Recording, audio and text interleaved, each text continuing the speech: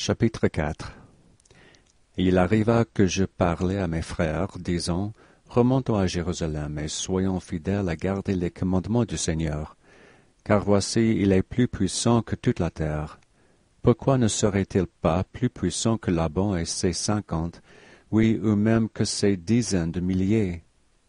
C'est pourquoi montons, soyons forts comme Moïse, car en vérité, il a parlé aux eaux de la mer Rouge, et elles se sont séparées çà et là, et nos pères ont traversé et sont sortis de captivité à pied sec, et les armées du Pharaon ont suivi et ont été noyées dans les eaux de la mer Rouge.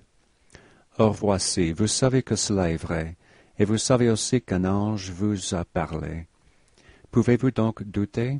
Montons, le Seigneur est capable de nous délivrer, comme il a délivré nos pères, et de faire périr Laban comme il a fait périr les Égyptiens. Et lorsque j'eus dit ces paroles, ils étaient encore furieux et continuaient à murmurer. Néanmoins, ils montrèrent derrière moi jusqu'à ce que nous fussions arrivés en dehors des murailles de Jérusalem. Et c'était la nuit, et je les fis se cacher à l'extérieur des murailles. Et lorsqu'ils se furent cachés, moi, Néphi, je me glissai à l'intérieur de la ville, et je m'avançai vers la maison de Laban. Et j'étais conduit par l'Esprit, ne sachant pas d'avance ce que j'allais faire.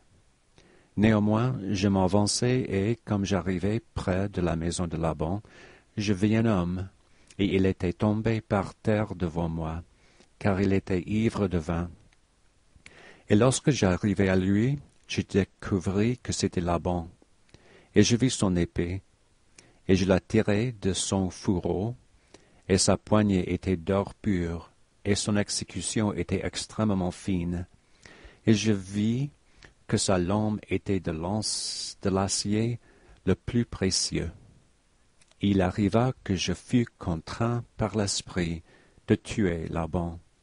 Mais je dis à mon cœur, jamais à aucun moment je n'ai versé le sang de l'homme. Et je reculai et souhaitais ne pas devoir le tuer.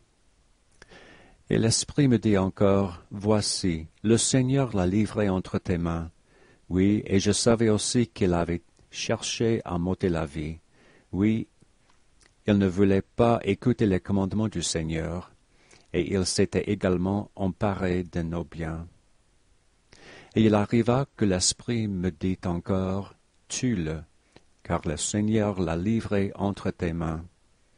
Voici le Seigneur fait mourir les méchants pour accomplir ses justes desseins. Il vaut mieux qu'un seul homme périsse que de laisser une nation dégénérer et périr dans l'incrédulité.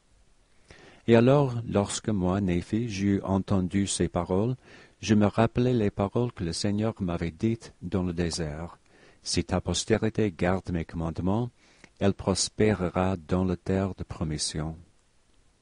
Oui, et je pensais aussi qu'elle ne pourrait pas garder les commandements du Seigneur, selon la loi de Moïse, si elle n'avait pas la loi. Et je savais aussi que la loi était gravée sur les plaques d'airain. Et en outre, je savais que le Seigneur avait livré Laban entre mes mains pour que j'obtinsse les annales selon ses commandements. C'est pourquoi j'obéisse à la loi de l'Esprit, et pris Laban par les cheveux, et lui coupai la tête avec son épée. Et lorsque je lui eus coupé la tête avec son épée, je pris les vêtements de Laban et m'en revêtis complètement le corps, et je mis ses armes à ma ceinture. Et lorsque j'eus fait cela, je me rendis au trésor de Laban.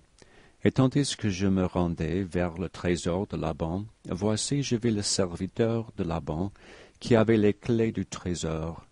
Et je lui commandai, avec la voix de Laban, de m'accompagner dans le trésor. Et il pensa que j'étais son maître Laban, car il voyait les vêtements et aussi l'épée que j'avais mise à ma ceinture. Et il me parla concernant les anciens des Juifs, sachant que son maître Laban était sorti de nuit parmi eux. Et je lui parlais comme si ça avait été Laban. Et je lui dis aussi que je devais porter les textes qui étaient gravés sur les plaques d'airain à mes frères aînés, qui étaient en dehors des murailles. Et je lui commandai aussi de me suivre. Et il pensait que je parlais des frères de l'Église, et que j'étais vraiment ce Laban que j'avais tué. C'est pourquoi il me suivit. Et il me parla de nombreuses fois des anciens des Juifs, tandis que je me rendais auprès de mes frères qui étaient en dehors des murailles. Et il arriva que lorsque Laman me vit, il fut extrêmement effrayé, et Lemuel et Sam aussi, et ils s'enfuirent de ma présence, car ils pensaient que c'était Laban et qu'il m'avait tué, et cherchaient aussi à leur ôter la vie. Et il arriva que je les appelai, et ils m'entendirent, c'est pourquoi ils cessèrent de s'enfuir de ma présence. Et il arriva que lorsque le serviteur de Laban vit mes frères, et il commença à trembler et était sur le point de s'enfuir loin de moi, et de retourner à la ville de Jérusalem. Et alors, moi, Néphi, étant un homme d'une haute stature, et ayant aussi reçu beaucoup de force du Seigneur, je saisis le serviteur de Laban et le tins pour qu'il ne s'enfuit pas. Et il arriva que je parlais avec lui, disant que s'il écoutait mes paroles comme le Seigneur vit, et comme je vis, si donc il écoutait nos paroles, nous lui épargnerions la vie. Et je lui dis, oui, avec serment, qu'il n'avait rien à craindre. Il serait un homme libre comme nous, s'il descendait dans le désert avec nous. Et je lui parlais aussi, disant, assurément le Seigneur nous a commandé de faire cette chose, et ne devons-nous pas être diligents à garder les commandements du Seigneur? C'est pourquoi, si tu descends dans le désert vers mon Père, tu auras une place parmi nous. Et il arriva que Zoram prit courage en attendant les paroles que je disais. Or, Zoram était le nom du serviteur, et il promit qu'il descendrait dans le désert vers notre Père. Oui, et il nous fit aussi le serment qu'il demeurerait dorénavant avec nous.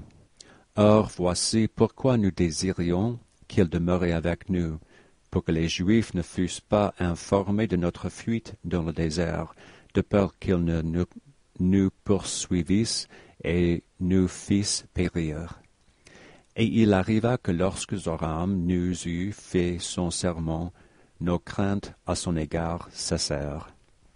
Et il arriva que nous prîmes les plaques d'airain et le serviteur de Laban, et partîmes dans le désert, et voyageâmes vers la tente de notre Père.